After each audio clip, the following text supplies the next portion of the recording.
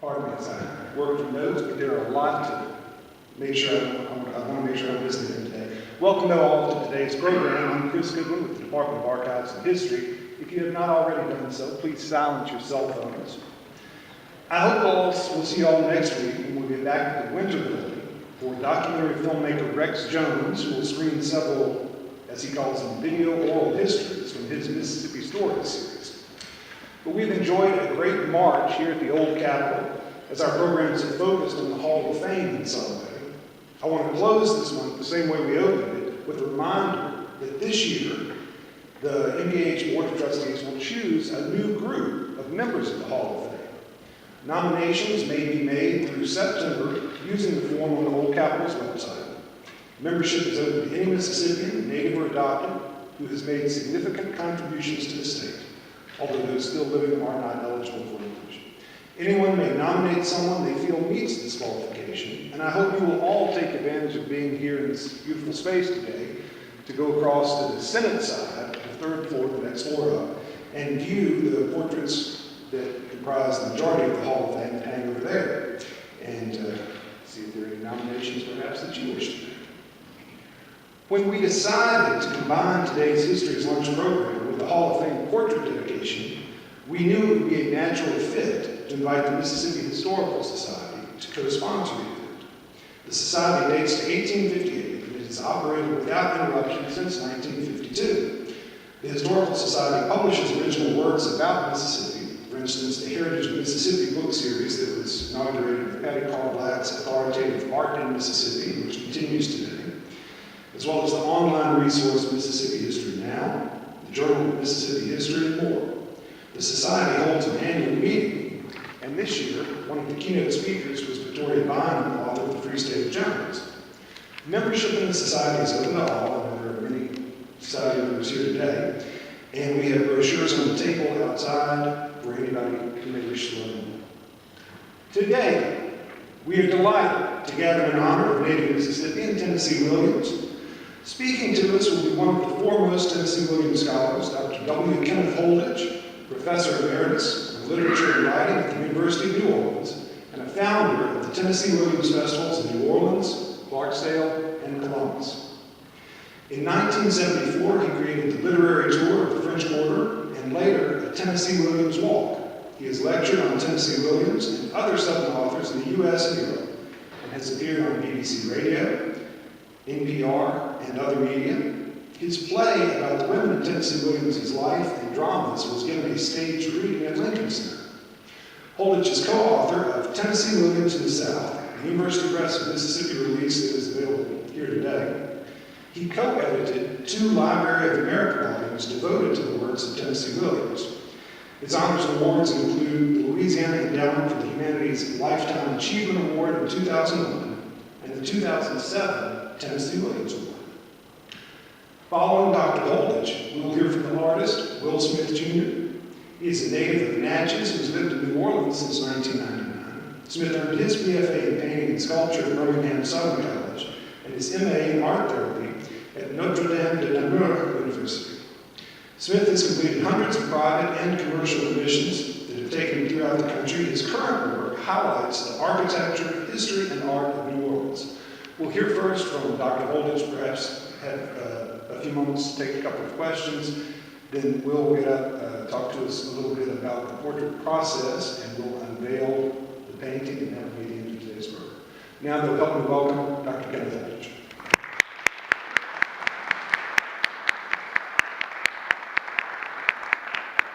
Well, now that they've finally gotten me situated up here, so you saw that whole confusion of my hair. You reach a certain age and you have to have a lot of adjustments to function. I'm so happy to be home.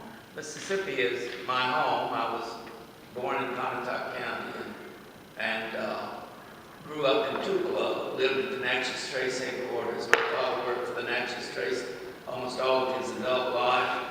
We used to spend summers in Ridgeland, Mississippi, and I passed the old library today.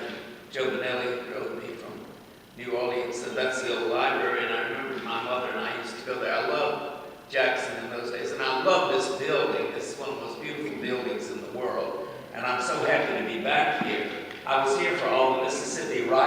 days. I think that was in the 1980s, it was 1990s. We did it for about 5 years, and they were wonderful. All the Mississippi writers, a lot of Mississippi writers came and read, and it was wonderful to get to meet them. I know I'm back in Mississippi when I see Governor Winter and Elise, and I'm happy to see him in the audience.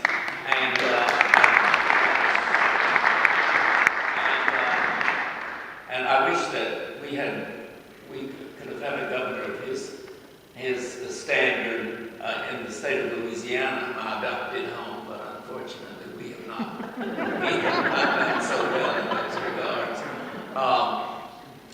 I went to New Orleans because of Tennessee Williams in a way, and George Washington Cable and other writers.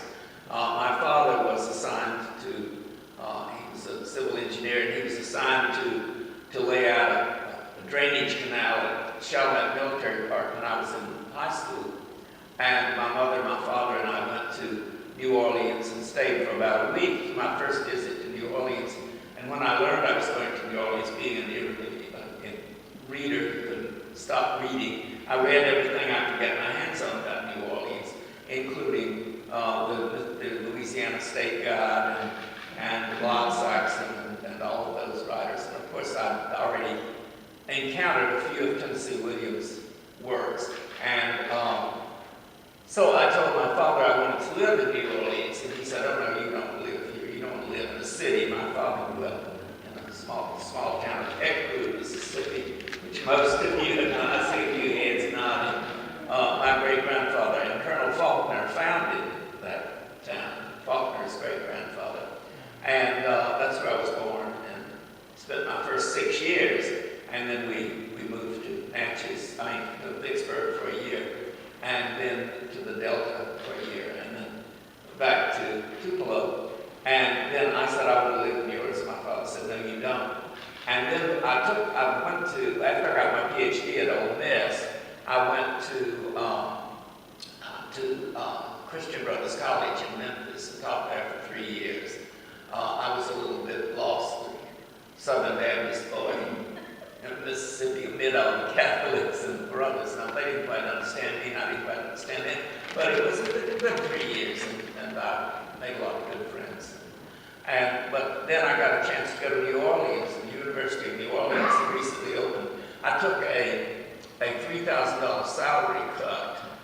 In those days, $3,000 was a lot of money, and to go there because that's what they were offering. But I've never regretted it. Although my heart's in the highlands. My heart is not here. My heart's still in the hills of North Mississippi. And that's to which I will, I hope not soon, be transported for one final time. Last week would have been Tennessee Williams' 105th birthday. It's impossible to believe that and I remember when we celebrated his 100th birthday in New Orleans and of course around the state of Mississippi. I'm so happy that he has acquired the recognition that he deserves. Mississippi has been good about recognizing its authors. I think. Now, when I was young, I was told not to read Faulkner because my family, the Faulkner family, and William Faulkner had a somewhat bad reputation. And I suppose had Tennessee been around in those days, I would have been told not to read Tennessee. But I did, and as I say, I went to New Orleans because both Tennessee and Faulkner had gone there, and I've always thought it was a great choice. I finally got to meet Tennessee Williams in 1978 when I was the moderator for a program sponsored by the National Council of the Arts, National Council of Humanities it was, in New Orleans, called the Jambalaya Program, authors. We had Cleo Brooks come and speak. We had Lillian Hellman, who was very difficult. We had Tennessee Williams, who at first said no and then finally agreed. And I was asked to introduce him that night. I had seen him around the quarter for years, and he was he would nod and I would nod and say hello, maybe, but I never pushed myself on him because I I've always thought that's one of the reasons that celebrities like New Orleans, because they're let alone. They're not bothered by people. So I didn't want to push myself on him. But when I finally got to meet him, we spent a few hours together on the first day, and then the next day he gave his reading. I introduced him from the auditorium and in New Orleans, the Center for the Performing Arts. And I guess my talk was a little bit long because I had so much I wanted to say about him. At any rate, when he came out, first thing he said was, "I promise you my program won't be as long as that introduction." And I was just devastated. We went to lunch, out to dinner, several of us, and we were treated with people who owned a restaurant. And I got to sit by Tennessee, and that was our first first real conversation. And what I remember about it mainly is we talked about Mississippi.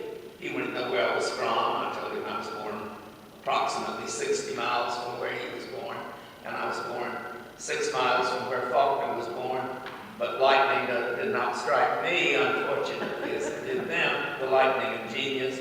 But he was fascinated by that. And we had mutual friends in Mississippi and in Memphis, and we talked about those. I went to Southwestern at Memphis, and that's where he first read Chekhov, because his grandfather and grandmother lived a block and a half off campus, and they were good friends of Peyton Rhodes, who was president of Southwestern at Memphis. I still call it Southwestern at Memphis, although they have chosen to change the name of it to Rhodes College, which I have nothing against that name, but I just think you don't change horses in midstream.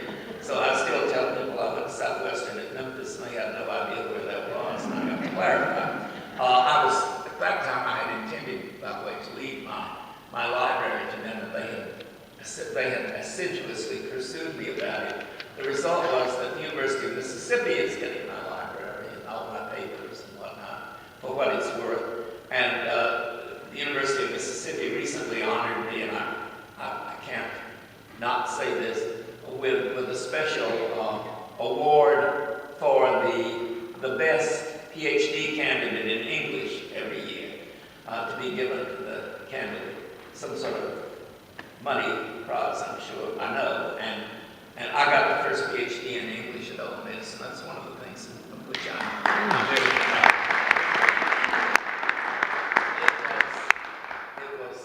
It was hard, a lot of hard work, but it was worth it. By the time I got through there, I felt I knew everything. I didn't, but I continued to talk occasionally to Tennessee for the rest of his life, and always there was something about Mississippi. I'm sure some of you were here when Tennessee spoke in Jackson in the 1970s.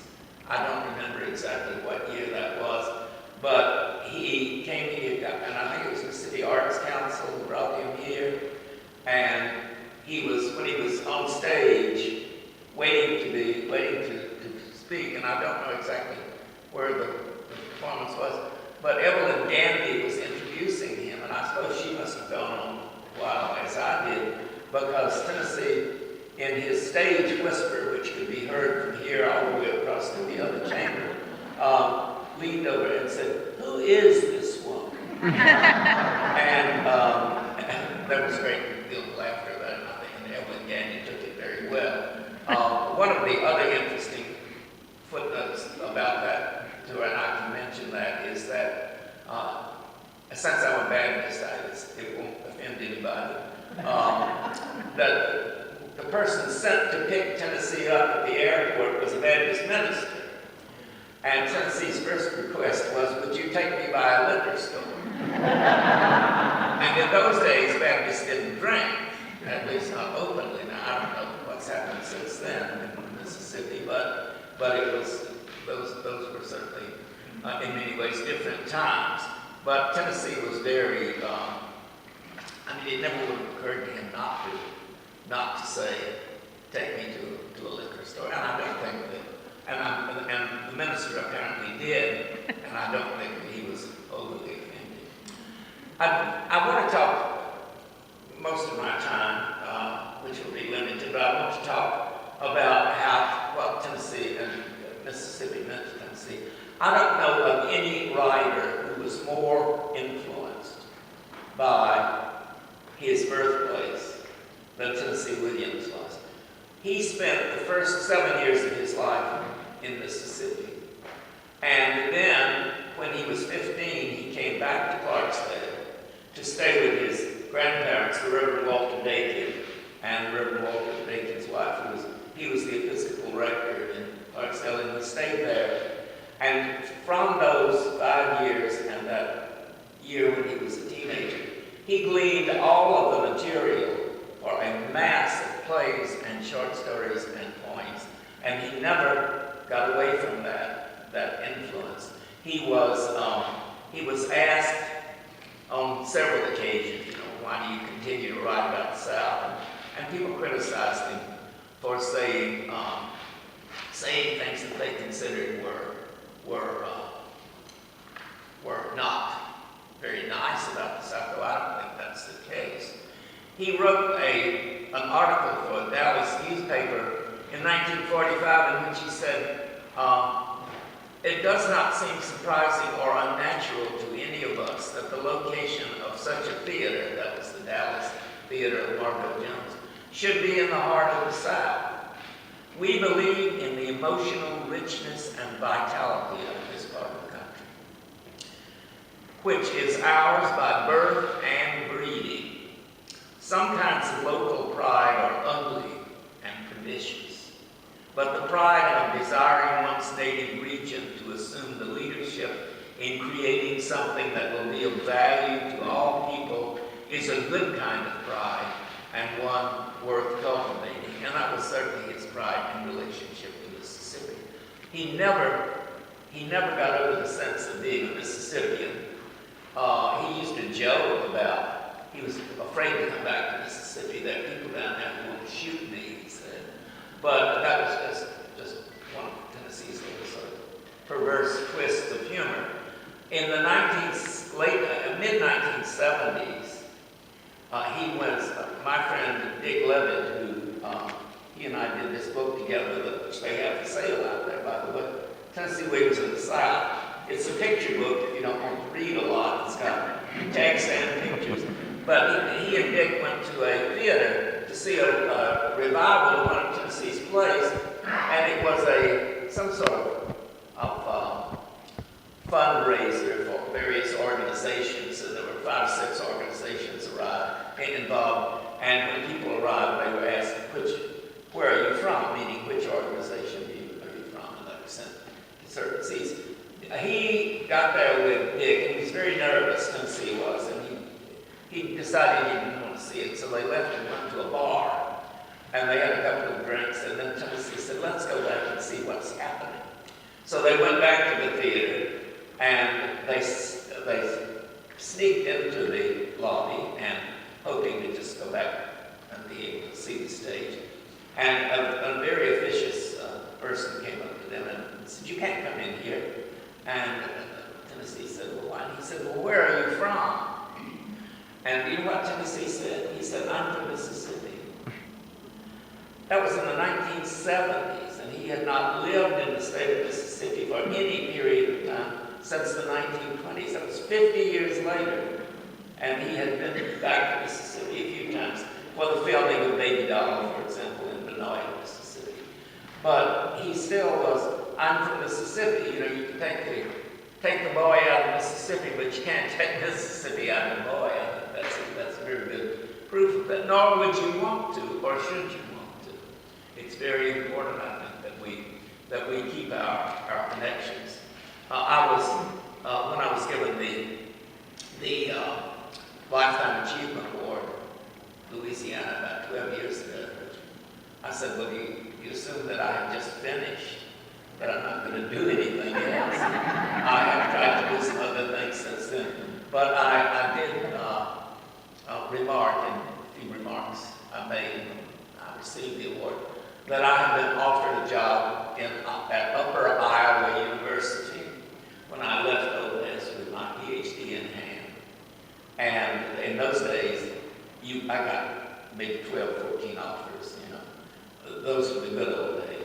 jobs were plentiful for PhD candidates in English. And I said, you know, if I had gone to Iowa, what do you think would have happened to me?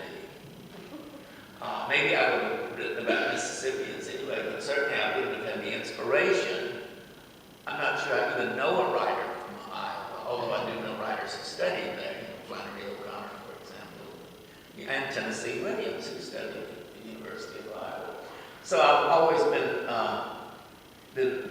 very happy that I selected New Orleans, and that's where I landed, and that's where I'll stay. Tennessee wrote extensively about Mississippi, as you know. I mean, I've got a list of all the plays and short stories here, but it would take most of the rest of the time to read it, so I won't do that. But you know what they are. No writer was able to convey the landscape of Mississippi more convincingly than Faulkner and Miss Welty and Tennessee Williams. The last time I was in this room was when Miss Welty got the French Legion of Honor with her. And Walker Percy's widow was seated behind me with her grandson, who had been a student of mine, remains a friend of mine. Another notable Mississippi writer, although he was born in Alabama. I used to tease him about that. I teased him about being from the Delta. I said, you know, I'm from the hills. And I know you Delta people don't think much of us. And he said, well, I'm not, you know, I wasn't really born in the Delta. So. But Tennessee referred to the Delta as a dark, wide world you can breathe in. And he loved that world. He said that it was, the Delta was so large and so flat that the four seasons could march across it together, walking together. It's a wonderful image. I didn't quote it exactly, and I'm sorry that I didn't. For Tennessee, periodic visits to the state seemed necessary to keep his creativity alive. He credited much of his writing with his Mississippi background.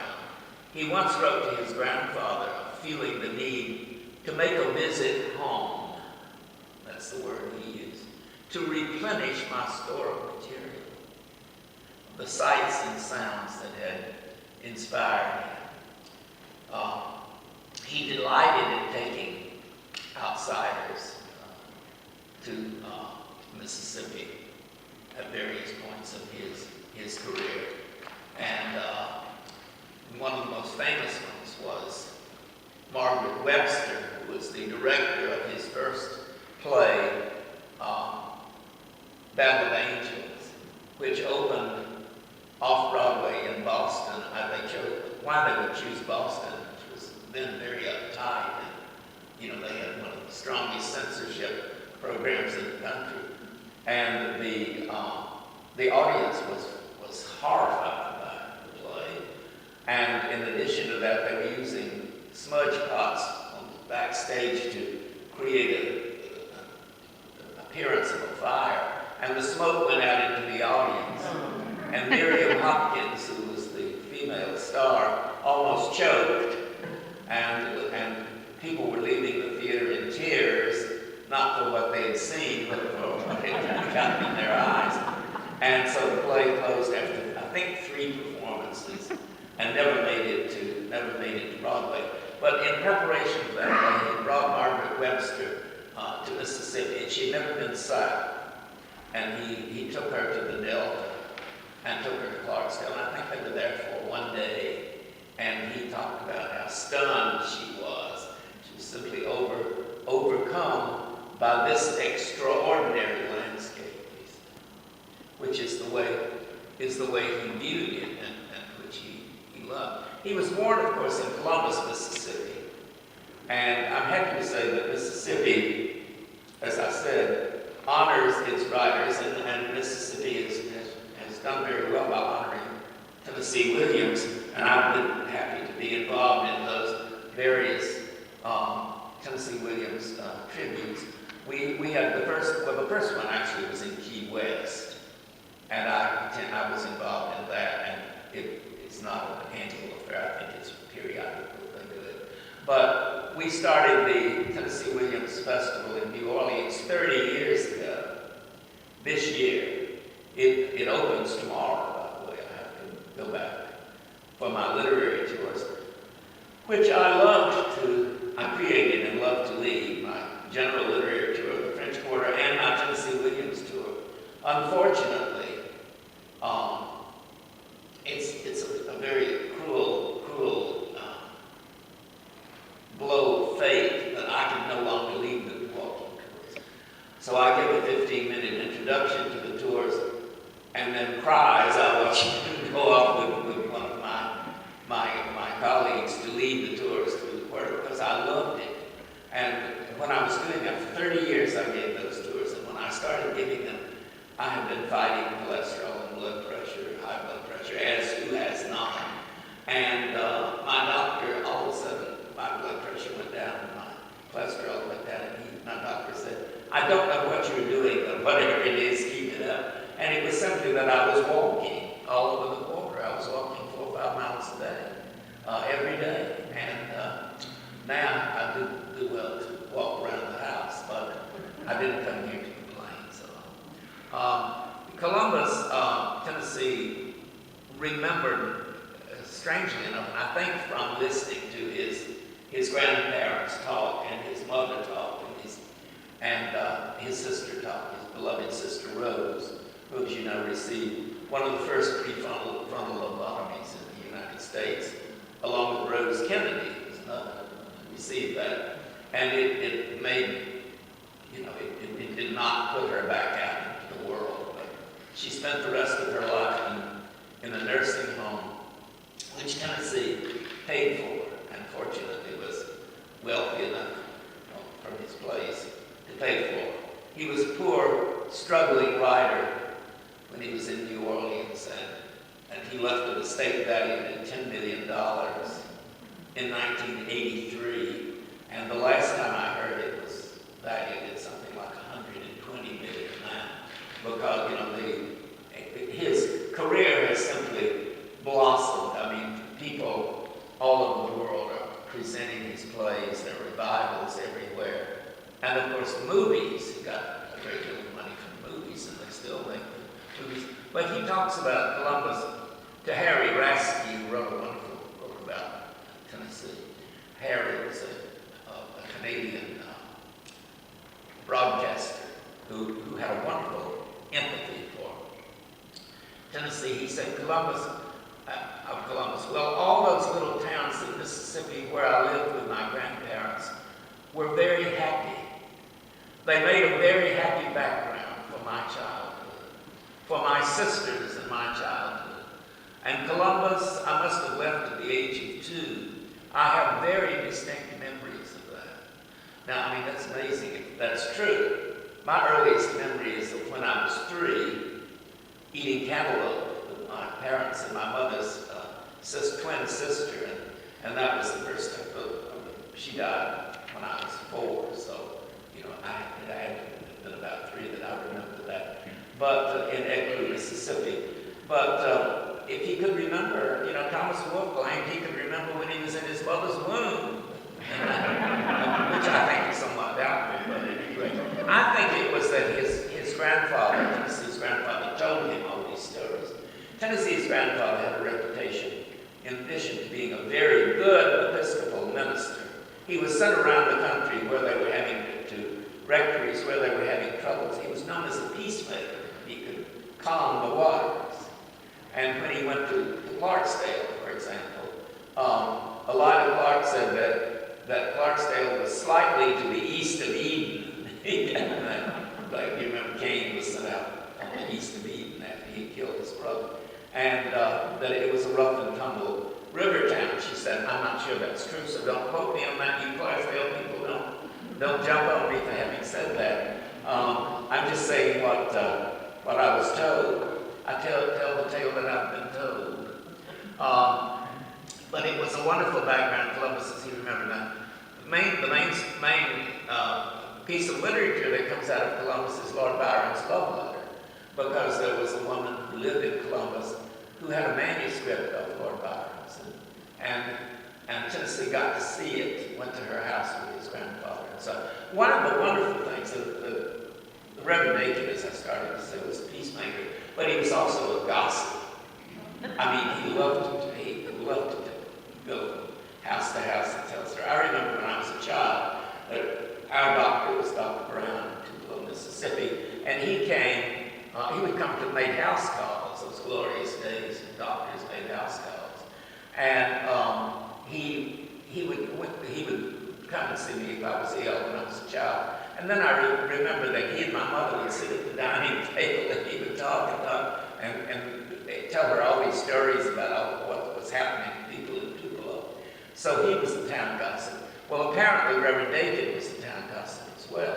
But he took Tennessee with him to all these homes in the Delta, but surely not in Columbus. And he said, I must have left Columbus at the age of 2. I have very distinct memories of that. He also recalled Grace Church in Canton, Mississippi, and of course many other things about Clarksdale from that later time. The Delta and New Orleans were the strongest influences on his life, and the Delta was stronger, I think, than New Orleans even. He has amazing memories of the Delta, and those of you who are from the Delta and have read much about him may know that he uses a lot of family names and a lot of locales. Harry Rasky, whom I mentioned, said among the most distinctive attitudes of the Southern personality are the attachment to family and pride in one's ancestry. And those elements were strong when Thomas Lanier Williams was a child. Thomas Lanier Williams was, of course, Tennessee's real name. He was a descendant collateral descendant, at least, of Sidney Lanier and of the Sevier family in Tennessee. Walker Percy said Mississippi is nothing but one big kinship lodge. Somebody remarked that if you put 200 Mississippians together in a room and they don't know each other, and 200 people in a room and they don't know each other, and they're 2 Mississippians, give them 30 minutes and they'll find each other. Give them an hour and they'll discover they're related. And so I was very proud to discover that I was a distant cousin of Tennessee Williams. And I like to throw that out occasionally. But his name was Thomas Lanier Williams, and of course he chose to change it to Tennessee. And people have often asked me, well, why didn't he call himself Mississippi Williams? Which sounds rather strange to us now, but perhaps we would have grown used to it.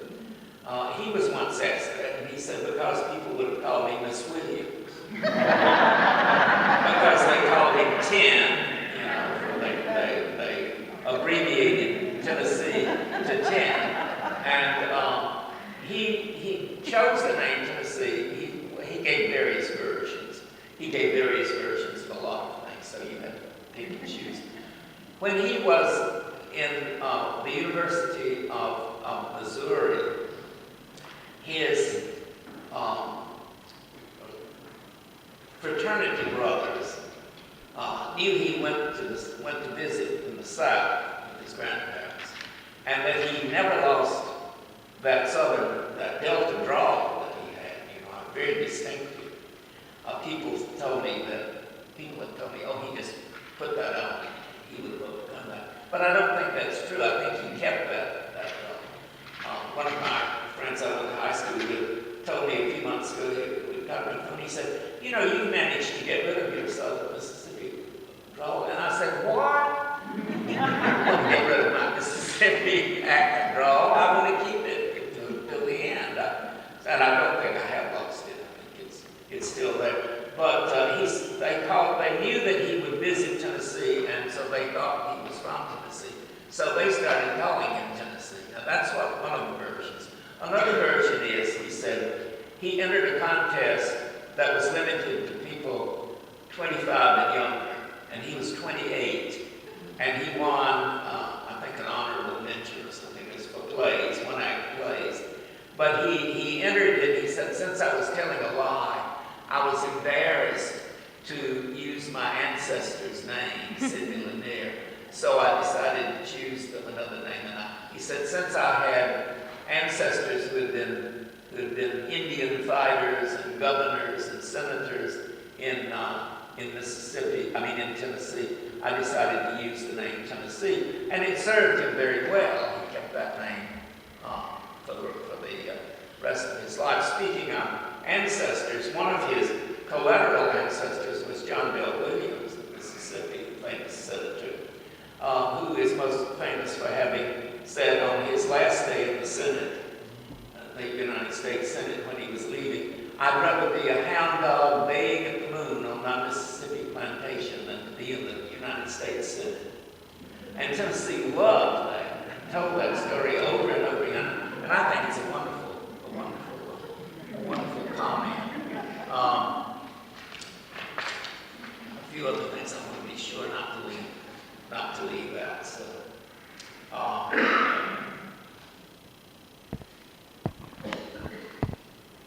of course, the influence of place. No one has spoken more eloquently of that than Eudora Welty. Gave us all those wonderful comments about place and the influence of place, and that was drilled into Tennessee by his grandparents and his mother. One of the most interesting things about his mother, Edwina, she always insisted on being called Edwina because her father's name was Edwin. A lot of people call her Edwina, but she wanted Edwina. She was a famous talker. She simply, apparently, never stopped talking. And I talked to a bookseller in New York who was a friend of Tennessee's, who had gone to, long after Tennessee had left St. Louis, had gone to the St. Louis house and went into the basement to go through all of the books and choose things that he could take in and place at the University of Texas, where Tennessee's archives was. And Miss Edwina was still living there. And he said she stood at the top of the, I can't believe that that's my cell phone. And it never rings. I have it in a case for emergencies. I don't like it. And there it goes. And I'm always telling people not to have theirs on. And I'm talking in there. Well, I learned my lesson. But she stood at the top of the stairs, and he said, Andreas Brown, his bookseller, he said she never stopped talking. She talked and talked and talked. And he said, I just went about my business. She required no response. She just talked. And he said, then she left, but I heard her talking, and I got curious, and I went upstairs and looked up. And he said she was in the backyard, so help me God, talking to the birds in the trees. And of course, in the Glass Menagerie, she is portrayed as Amanda Winfield, who is a talker and tells all these wonderful stories about Mississippi.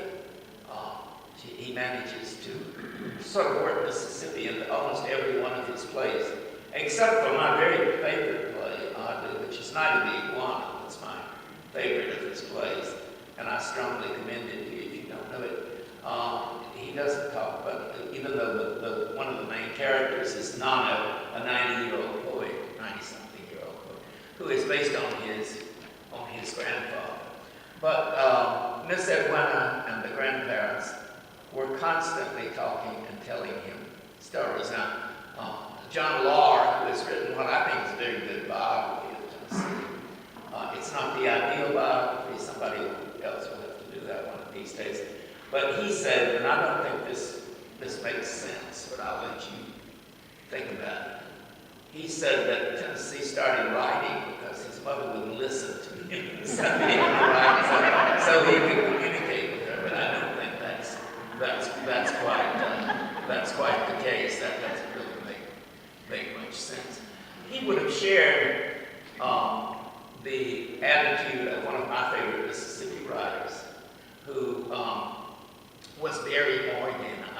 Does anybody here? Do any of you remember Barry Morgan? She was a fantastic writer. From Fort Gibson. Port Gibson, yes, from Port Gibson. Marvelous writer, and I knew her well. Can't remember where she was from, but I knew her well. And she had a plantation there called Albina outside of Port Gibson. And she started writing for the New Yorker, and she became a contract writer for the New Yorker. And she published dozens of stories in the New Yorker until that awful event when Tina Brown took over the New Yorker and ruined it. If you wonder why the New Yorker is not as good as it used to be when it was publishing Miss Eudora, and well, Tina Brown is the reason. But Barry Morgan said Mississippi, she and I were talking one day, and I said something about, what do you think about somebody, an influence? She says, well, it's the result of Mississippi. She said, that schizophrenic piece of heaven.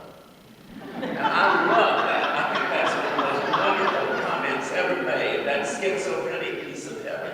And I'm proud, as I say, to be from that. Tennessee associated with that schizophrenic piece of heaven the concept of grace. My essay that's in the current paperback edition of Night of the Iguana from New Directions is called An Act of Grace. And because one of the things that I have been determined in my career to prove, and I think I've done it, and I think people are coming around, is that Tennessee never abandoned his faith. And he said himself on several occasions, I'm sorry I don't have the exact quote with me, he said, never forget that I still believe devoutly. And he, he was brought up in that, and bring up a child in the way that he should go, and he will not depart from it. And that's certainly what happened with him. But he associated grace with the South. And he said that when they were living in St. Louis, what he called St. Louis, St. Pollution, that city I loathe. But he said his grandmother would come from the Delta to visit them in St. Louis. And her visits, he said, were like a return of grace from exile in the South. He was asked on several occasions, why don't you write about some other part of the country? And he said, well, I don't write about the North because so far as I know, they never had anything to lose culturally. His notion was that the South had lost so much as a result of the war and Reconstruction. They never had much to lose culturally. Once the South, on the other hand, he said, once had a way of life that I'm just old enough to remember.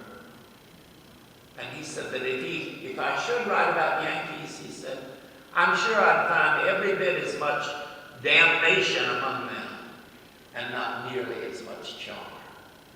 Now, this is a man who obviously loves his Mississippi, and we are here to acknowledge that, and we must acknowledge that, and we are here for that purpose. I would like to say, I mentioned earlier that there's a good-sized delegation here from Clarksdale, and along with Andy Mayfield, who started the Clarksdale Festival. And then there's the Columbus Festival. There's a festival in Provincetown, which I went to a couple of years, and I don't recommend that too highly. It's a great place to eat lobster. And then there Memphis Tribe, Southwestern Tribe Festival in New York. There's the Key West Festival, off and on. And now, I don't know what Tennessee would say about this, but now St. Louis is going to have a festival sometime later this year, to which I have not been invited, to which I wouldn't go, I don't think. I mean, I have nothing against St. Louis, except that Tennessee just hated it so much. Of course, he's buried there, as you probably made the pilgrimage to his grave. His brother Dakin had him buried there. People have criticized Dakin for that, but I think it was the thing to do. The family, the grandparents are buried in Ohio. That was one thing I wanted to mention too, is that Miss Edwina, although she was the consummate Southern belle, was born in Ohio and was a teenager when they moved to Mississippi. But boy, did she make up for that. She became the quintessential Southern belle in a matter of just a few years.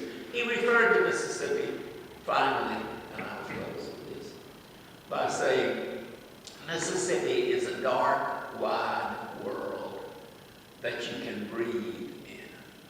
And I think that's an incredible comment. And I think that he also loved, I should have mentioned in passing as I closed, he loved Southern language. And people say, well, you know, I tell people, if you can't see the plays performed, read them. Because even the stage directions read like poetry.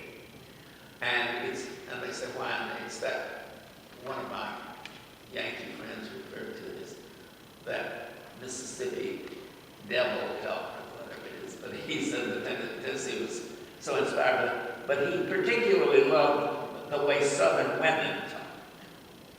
His father was a hell raiser, but apparently a great talker. But his mother, and of course his mother just never stopped talking. So there was all sorts of material. And on that I'm going to close. I have other things I can say, but there are other fish to fry. And things. I'll be happy to answer a few questions if you have time. Well, I think what we may do to stay on schedule is we'll hold the questions and let those be asked Okay. one. Okay. So thank you, Dr. Holditch, for that.